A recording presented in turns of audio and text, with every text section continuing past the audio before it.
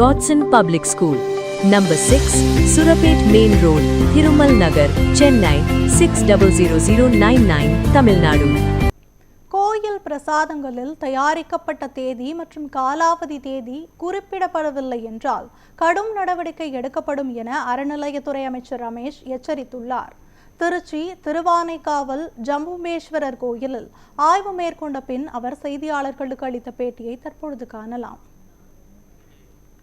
திருச்சியில் இருக்கக்கூடிய பல்வேறு கோவில்களில் ஆய்வுகள் மேற்கொண்டுட்டு இருக்கிறோம்.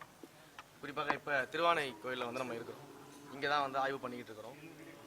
இங்கே இருக்கக்கூடிய பேசிக் ஃபெசிலிட்டிஸ், பக்தர்களுக்கு இருக்கக்கூடிய டாய்லெட், குடிநீர் வசதி, அன்னதானம், பிரசாத ஸ்டால்ஸு, இது போன்ற பேசிக்காக பக்தர்கள் பயன்படுத்தக்கூடிய அனைத்து விஷயங்களையுமே இன்றைக்கு ஆய்வுபடுத்தியிருக்கிறோம். இன்றைக்கு ஆய்வில் பார்த்தீங்கன்னா இங்கே இருக்கக்கூடிய பிரசாத ஸ்டாலில் விற்பனை செய்யக்கூடிய பொருட்களில் சரியான எக்ஸ்பைரி டேட்டு கிடையாது. இன்னும் சில இடங்களில் மேனுஃபேக்சரிங் டேட்டே கிடையாது. அந்த மாதிரியான ப்ராடக்ட்ஸ் எல்லாம் இங்கே சேல்ஸுக்கு இருந்தது என்னுடைய ஆய்வில் நான் பார்த்தேன்.